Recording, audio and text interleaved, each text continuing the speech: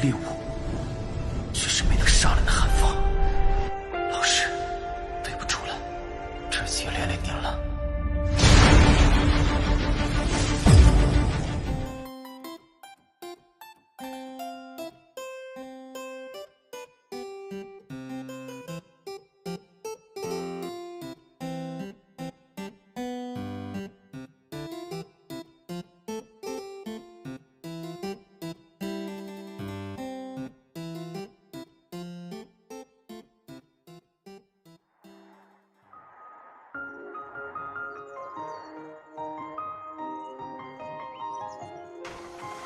Pada episode sebelumnya diceritakan, Avatar Yuan-sen masih terus bertarung melawan pasukan dunia Tesu.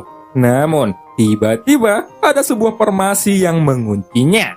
Kemudian, sebuah sinar cahaya pun segera meluncur ke arahnya. Selang beberapa waktu, tubuh Shoyan akhirnya berubah menjadi lebih besar, menjadi ratusan kaki. Hal ini membuat kemarahan sang komandan praktisi Tesu semakin menjadi-jadi. Selanjutnya, ia pun menyerang Shoyan menggunakan gurita hitam, yang mana ia memiliki sebuah racun. Dan scene pun berganti. Setelah Shoyan berubah menjadi 1000 kaki, dia menemukan fakta bahwa energi dan darah di tubuhnya ternyata masih memiliki banyak sumber daya. Dan terlepas dari pemikiran sang komandan, ia tampaknya salah. Secara umum, istilahnya dalam kondisi saat ini, Shoyan tidak merasakan beban yang terlalu kuat, dan sepertinya tubuh Yuan-sen miliknya ini adalah sosok yang paling mengerikan dari monsternya. Jika tubuh ini bisa terus menjadi besar, bahkan mungkin bintang pun hanya akan menjadi mainan di tangannya saat itu. Jelas, setelah cukup lama menggunakan tubuh ini, Shoyan dapat merasakan kekuatan yang agung yang melonjak dari tubuhnya. Pada saat ini, tinju pun meraung tanpa henti, dan Shoyan terus mengulangi tindakan itu. Bahkan, meskipun 82 tinju dewanya tidak dapat sepenuhnya dilepaskan, Shoyan rupanya mampu mengayunkan lebih banyak tinju yang berisi kekuatan penghancur. Setelah menjadi raksasa, semua yang ada di mata Shoyan tampak menjadi kecil. Dan ketika para praktisi Tesu itu mengelilingi sosoknya, mereka malah seperti lalat yang tak terhitung jumlahnya. Meskipun fleksibilitas tidak memiliki banyak keunggulan dalam kecepatan, selama reaksinya cepat, ketika tinjunya meraung, puluhan para praktisi Tesu itu bisa langsung terbunuh. Kini, dalam waktu singkat, Shoyan sudah membunuh ribuan atau bahkan hampir 10.000 para praktisi Tesu, dan jumlah mereka terus menurun dengan tajam. Tentu saja, itu tidak akan bertahan lama. Setidaknya, sejauh ini tidak ada cara untuk mengubahnya kembali. Mata Shoyan terus memancarkan niat membunuh yang kuat, dan untuk para praktisi Tesu serta yang lainnya, Shoyan berencana untuk menghancurkan mereka semua sampai mati. Adapun armor dewa palsunya itu akan diambil sebanyak mungkin yang bisa disimpannya. Bagaimanapun juga, Shoyan bisa mengumpulkan armor dewa palsu itu dengan sangat santai. Tapi Shoyan tidak akan menunjukkan belas kasihan kepada mereka untuk armor dewa palsunya. Kemudian, telapak tangan besar itu pun melesat, dan lusinan para praktisi Tesu pun langsung tersangkut di telapak tangannya. Lalu, pada saat Shoyan tiba-tiba meremasnya, terdengarlah suara berderak, dan ketika Shoyan membuka telapak tangannya, potongan daging yang berdarah jatuh dari telapak tangannya. Ketika komandan praktisi Tesu itu melihat ini, dia juga sangat cemas. Itu karena di bawah serangan Shoyan, semua pasukannya tidak memiliki kekuatan untuk melawan. Dan itu hampir merupakan situasi pembantaian secara sepihak. Tentu saja, sejak dunia Tesu ini menginvasi wilayah dunia Senshi, ini adalah pertama kalinya situasi seperti ini terjadi sekarang. Mereka tidak pernah ditekan hingga terlihat menyedihkan seperti ini. Dan kerugiannya bahkan lebih parah, karena ribuan para praktisi Tesu sudah terbunuh. Pada saat ini, cahaya yang terkandung di mulut monster raksasa semakin kuat. Sementara ketika monster ini sedang mempersiapkannya, Shoyan terus membunuh para praktisi Tesu. Dan dia dengan panik menghancurkan kelompok para praktisi Tesu ini dalam posisi yang tidak terkalahkan. Jelas, meskipun ukuran tubuh Shoyan tidak sebesar monster raksasa di langit, namun tubuh 1000 kaki ini sebenarnya sudah cukup menghalangi kehampaan dan cahaya matahari di langit. Pada saat yang sama, sinar kepunahan dari mulut monster raksasa pun akhirnya meraung ke arah Xiaoyan. Sosok itu memancarkan cahaya setinggi 100 kaki yang memiliki kekuatan penghancur yang sangat mengerikan. Semuanya, hayo berkumpul dan tekan dia bersama-sama, ucap Komandan praktisi Tesu sambil berteriak kencang. Segera, pasukan yang sebelumnya berpencar pun tiba-tiba membentuk kembali posisinya dan mulai menciptakan formasi dengan cepat. Kemudian, terlihat bahwa jejak tangan ribuan orang terkondensasi dengan segera. Lalu, satu persatu rune misterius perlahan muncul di depan semua orang dan berkumpul menuju sosok Xiaoyan dari segala arah. Sementara itu, yang Xiaoyan khawatirkan bukanlah formasinya, melainkan monster raksasa yang sudah melesatkan serangannya. Ketika pancaran sinarnya menerpa, sulit bagi Xiaoyan untuk menghindarinya dengan tubuhnya yang besar ini. Karena jaraknya terlalu pendek, ruang untuk menghindar pun terbatas, dan Xiaoyan sendiri memang tidak berpikir untuk mengelak. Tentunya, jika Xiaoyan sudah putus asa saat ini, dirinya mungkin masih bisa untuk menghindari sinar kepunahan yang mendekatinya itu. Tetapi, jika demikian, bintang di belakangnya ini mungkin akan menderita kerusakan yang lebih parah. Pada saat yang sama, rune misterius di seluruh langit sudah mengelilingi sosok Xiaoyan. Secara langsung, hal itu membuat Xiaoyan merasa seolah-olah berada di dalam cairan kental dan seluruh kecepatannya menjadi berkurang. Lalu, di sisi lain, sinar kepunahan pun sudah meraung, dan itu benar-benar mengarah kepada sosok Xiaoyan. Aku sungguh tidak percaya bahwa dia mampu bertahan kali ini. Meskipun kekuatan fisik orang ini kuat, tidak mungkin baginya untuk melawan kekuatan penghancur dari sinar kepunahan, ucap Komandan praktisi Tesu itu dengan percaya diri. Pada saat ini, sinar kepunahan itu benar-benar menyelimuti sosok Xiaoyan di dalamnya, dan bersama dengan formasi pengekang roh angin dari semua praktisi Tesu, sang komandan yakin bahwa Xiaoyan pasti akan mati. Tepat ketika tubuh Xiaoyan tenggelam, sinar yang dipancarkan itu pun perlahan membombardir tanahnya, dan tanah pun tiba-tiba retak serta longsor. Bahkan, seluruh bintang tersebut tampak bergetar hebat saat ini. Detik berikutnya, suara gemuruh yang sangat menyakitkan telinga menyebar dengan liar. Bahkan, saat sang komandan menyaksikan pertempuran dari jauh, banyak sosok di bintang tersebut menutup telinga mereka menggunakan seluruh kekuatan mereka untuk menahan gelombang guncangan yang melanda. Mata semua orang sudah memerah dan banyak sosok yang tidak tahan dengan tekanannya langsung menyemburkan darah. Adegan yang menghancurkan bumi ini sepertinya mengumumkan bahwa pertempuran ini akan segera berakhir. Tapi, meskipun organ dalam mereka bergejolak karena keterkejutannya saat ini, mata mereka masih terpaku pada pertempuran di langit. Mereka dapat melihat bahwa kemenangan atau kekalahan Xiaoyan akan menentukan nasib bintang ini di masa depan. Lalu, pada saat yang sama, di wilayah ujung utara, bahtera besar yang dikendarai oleh sang ratu telah memasuki wilayah yang dipenuhi dengan badai kehampaan yang sangat dahsyat.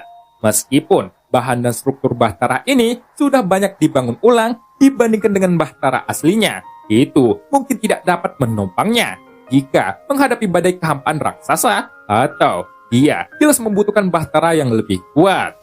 Ketika sang ratu memandangi lautan kehampaan yang bergejolak di sekitarnya, dia dapat dengan jelas merasakan bahwa wilayah kehampaan di sini sangat tidak stabil.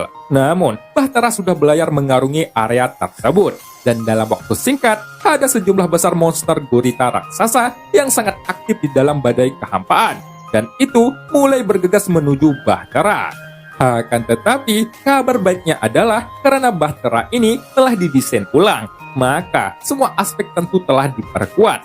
Hanya saja, meskipun monster gurita ini tidak bisa menembus pertahanan bahtera, mereka masih akan mempengaruhi kecepatannya dan arah pergerakan bahtera sampai batas tertentu. Tentu saja, dengan kehadiran sang ratu, Xiaoyan yang ada di dalam geladak pun dapat merasakan aura kuat yang terpancar dari sosoknya. Dan dalam sekejap mata, wilayah kehampaan itu tiba-tiba tertutup oleh sesuatu. Pada saat ini, monster gurita yang tak terhitung jumlahnya yang sebelumnya terus mendekati bahtera, tampaknya sudah dirangsang oleh sesuatu, dan mereka melarikan diri dengan kecepatan tinggi. Sejak kejadian itu, tidak ada lagi monster gurita yang terlihat. Tapi kini, di tengah badai, seluruh bahtera tidak dapat bergerak dengan stabil. Itu terus bergoyang naik turun, seperti perahu tunggal yang bergoyang melewati ombak besar, dan sepertinya bisa dihancurkan kapan saja. Ketika Xion datang ke sini, untuk pertama kalinya, ia sungguh tidak beruntung. Dia langsung saja menghadapi badai yang mengerikan. Dan jika dia tidak mengendalikannya tepat waktu, maka puing-puing yang tersapu oleh badai dan ikan raksasa yang telah tergores akan menjadi bencana besar. Di depan bahtera, ada semburan guntur hitam yang menderu tidak jauh dari sana. Dan itu adalah kekuatan inti guntur yang ditinggalkan oleh Misu Tianli. Xiaoyan tidak menyangka bahwa itu masih ada sampai sekarang. Dan hal ini menunjukkan bahwa kekuatan tersebut selalu menjadi kekuatan dunia. Aku tidak menyangka bahwa sisi energinya saja bisa sangat keterlaluan. Seorang lelaki tua dari bintang yang rusak berkata bahwa jika kita melewati wilayah tersebut, kita dapat mencapai kehampaan paling utara. Gumam Xiaoyan dengan perlahan. Terlebih lagi, arah khusus untuk pergi ke kedalaman wilayah paling utara masih menjadi masalah. Kita tidak tahu bahaya apa saja yang ada di sana. Gumam Xiaoyan kembali. Saat ini, ia masih berbicara dengan sang ratu sebagai sosok Dusi, dan tubuh aslinya selalu dalam keadaan berkultivasi untuk merasakan energi keabadian. Setelah berkeliling beberapa kali, dia seharusnya masih ada di sini, ucap Xion sambil tersenyum, dan ketika memperhatikan sekitar, dia tiba-tiba mengerutkan dahinya. Berbicara secara logis, sosok Zhang Yue seharusnya dapat menemukan keberadaan Xiaoyan segera setelah memasuki wilayah ujung utara. Lagi pula, hanya Zhang Yue dan yang lainnya yang akan ada di sini.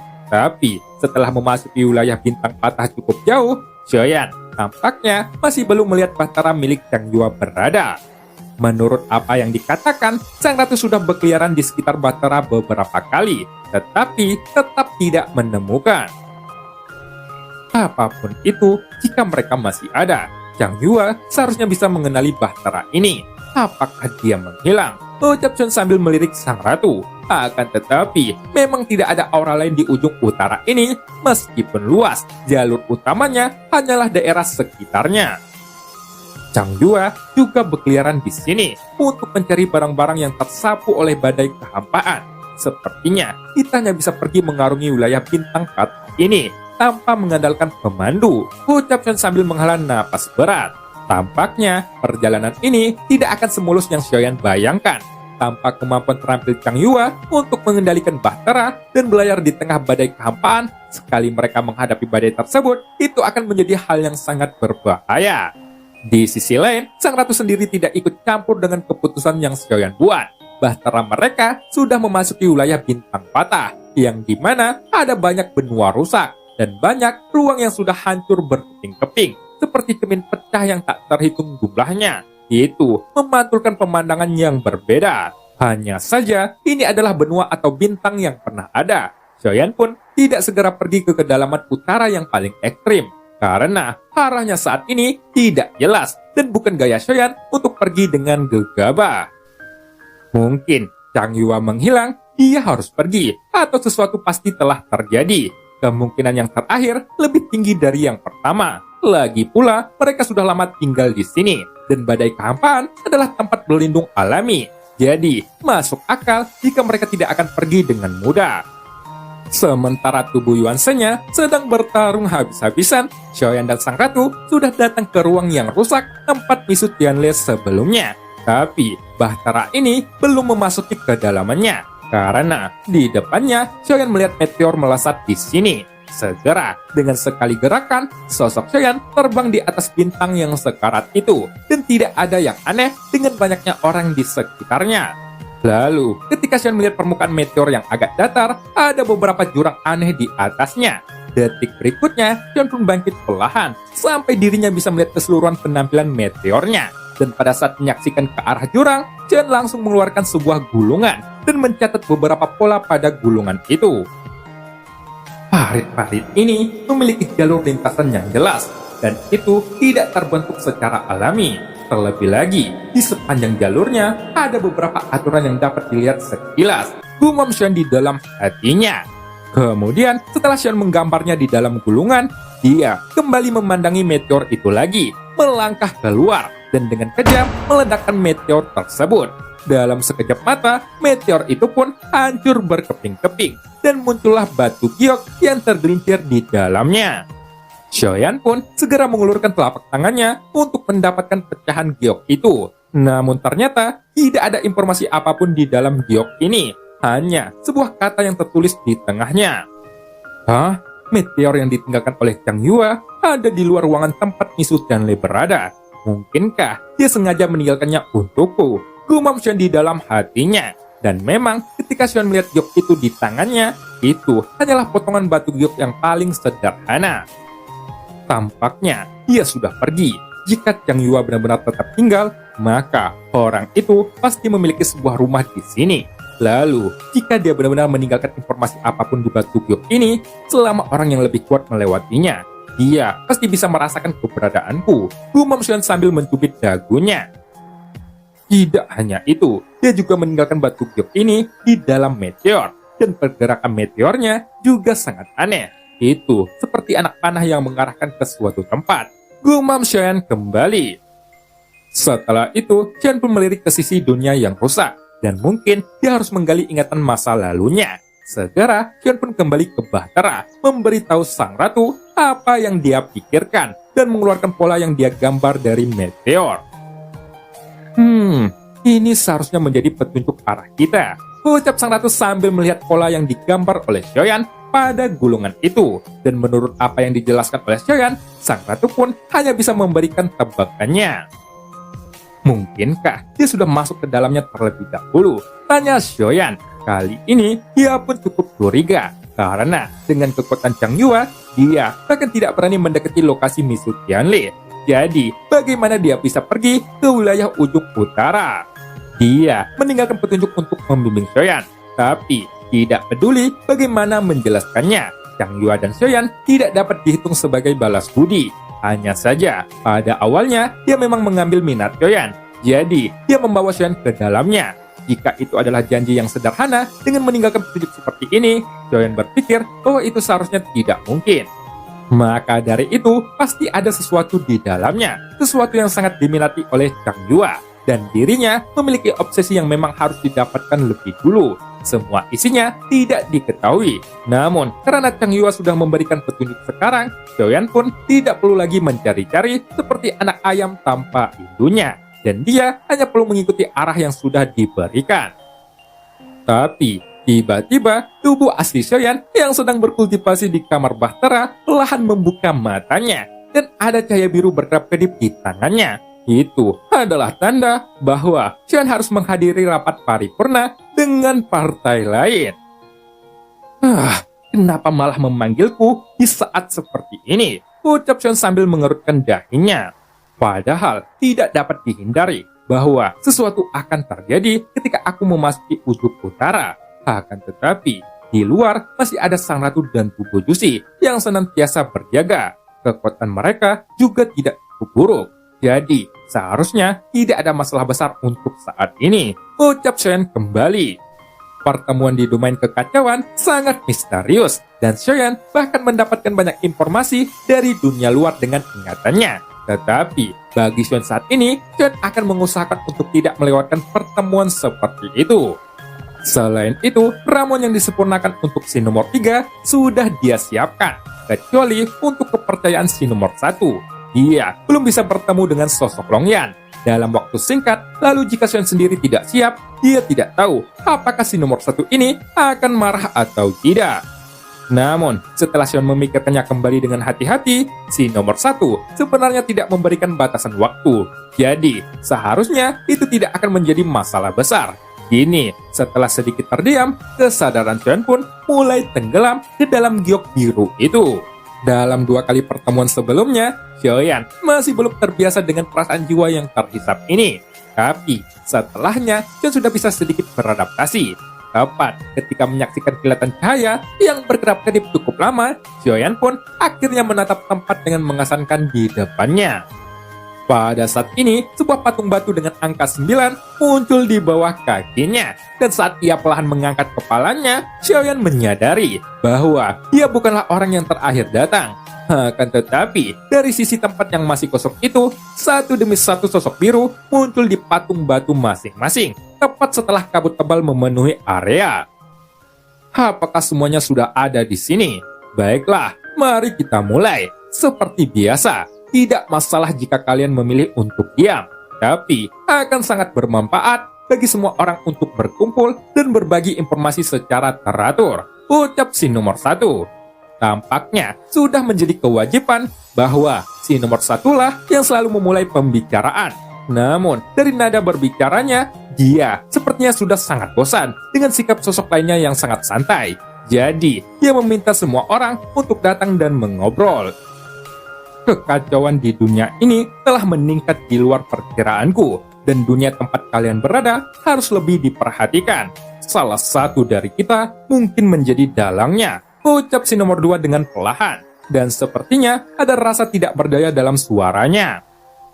Tanpa terkecuali, dari 9 dunia utama, masing-masing dari mereka sedang dalam krisis, yang berarti bahwa dunianya dapat dengan mudah dihancurkan dan dilahirkan kembali seperti sebelumnya. Atau ada kekuatan yang kuat yang akan menggulingkan situasi saat ini, ucap nomor 2 kembali. Aku tidak bisa berkata begitu banyak. Semuanya tidak baik-baik saja. Krisis bukanlah dunia yang berkobar. Atau lebih tepatnya, aku berpikir pasti ada kekuatan yang lebih mengerikan di balik semua yang terjadi sekarang. Dan dia sedang mencoba menjerumuskan dunia ke dalam kekacauan, ucap si nomor 2 dengan penuh emosi. Sementara itu, dari sudut pandang Xiaoyan, sangat jarang bagi si nomor 2 untuk mengatakan begitu banyak keluhan. Xiaoyan pun segera mengerutkan keningnya setelah mendengar ini. Pada saat ini, dia tidak bisa melihat wajah dan ekspresi siapapun, dan mereka juga tidak bisa melihat penampilan serius Xiaoyan. Kemudian, karena jumlah informasi yang terkandung dalam ucapan si nomor 2 cukup luas, yaitu tentang 9 dunia utama dan keberadaan yang lebih kuat, maka bisa dipastikan bahwa kekhawatiran ini juga dirasakan oleh semua orang. Tidak hanya itu, jika semua sosok di sini berasal dari dunia yang berbeda, lantas kekacauan yang disebutkan oleh si nomor 2 berarti tidak hanya dunia sensi saja yang mengalaminya, tetapi dunia tempat si nomor 2 berada juga telah diserang, dan situasi yang sama dapat terjadi di dunia yang lain. Aku sangat setuju dengan ucapan si nomor 2, karena perang invasi dunia yang aku alami telah terjadi selama ribuan tahun lamanya. Sejauh yang aku tahu, dunia sensi juga menderita akibat invasi pihak dunia Tesu yang membabi buta. Dan hal itu juga terjadi di dunia lain. Dengan semua peristiwa ini, itu tidak terlihat seperti kebetulan belaka, ucap si nomor 3. Harus ada pemeriksaan terhadap dunia dan menyeimbangkannya satu sama lain. Akan tetapi, dengan berlalunya waktu, ada banyak subdunia yang seharusnya tidak muncul, dan aliran waktu yang salah sudah memunculkan dunia yang salah pula. Bahkan mungkin juga ada masalah di dunia ini. Tapi sekarang, itu sudah menyebabkan perubahan kualitatif, ucap nomor 4. Tentu saja, kemungkinan keduanya adalah seperti yang dikatakan si nomor 2. Aku pikir keduanya berasal dari masalah yang sama. Tetapi, tampaknya ada seseorang yang menjalankan alurnya, ucap nomor 4 yang mulai mengungkapkan analisisnya sendiri. Tampaknya, sesuatu telah terjadi di dunia setiap orang. Konon, sosok Yonlan telah terlihat di dunia pegunungan dan lautan. Jika itu benar, maka seperti yang dikatakan si nomor 2, kekuatan yang terlibat di dalamnya kemungkinan besar juga berasal dari domain dewa kekacauan ini, ucap nomor 5 yang juga segera membuka mulutnya. Ketika Xiaoyan mendengar bahwa ada sosok Yolan di dunia tersebut, dia terkejut. Awalnya, Xiaoyan berpikir bahwa sosok Yolan yang tidak dikenali ini hanya ada di dunia sensi. Bahkan, sebetulnya Xiaoyan saat ini menghadapi invasi dan perubahan besar. Xiaoyan benar-benar tidak menyangka bahwa setelah mendengarkan mereka, selain dunia sensi, dunia lain juga memiliki situasi sulitnya sendiri. Namun, ada satu masalah yang kurang lebih sama, yaitu semuanya diinvasi oleh kekuatan lain antar dunia. Kemudian, jika dilihat dari penampilannya di awal, sosok itu seharusnya berasal dari dunia yang sangat kuat, dan kekuatannya sendiri juga sangat mengerikan. Bahkan mungkin, di dunia miliknya, dia harus menjadi eksistensi tingkat atas. Xiaoyan ingat bahwa kesannya tentang si nomor 2 adalah bahwa dia sangat ingin pergi sebelumnya. Dan dari apa yang dia katakan, si nomor 2 ini tampaknya tahu banyak sekali tentang informasi. Dan cerita pun berakhir. Sampai jumpa di episode selanjutnya.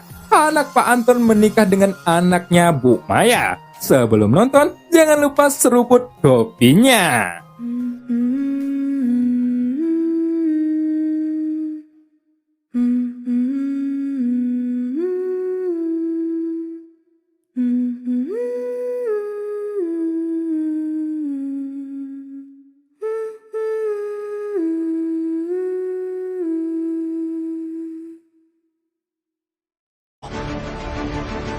一旦被他们锁定了位置，我们俩都会性命堪忧。所有的阴阵是为了这一天，我已经等待了太久。今天若是你能够安然无恙地走下擂台，萧炎从此不再踏进迦南学院半步。他迟早会发现的，既然如此，就给他一个惊喜吧。今天我不会让你们两人彻底的闭上嘴。就算他还活着，你们之间也绝不可能。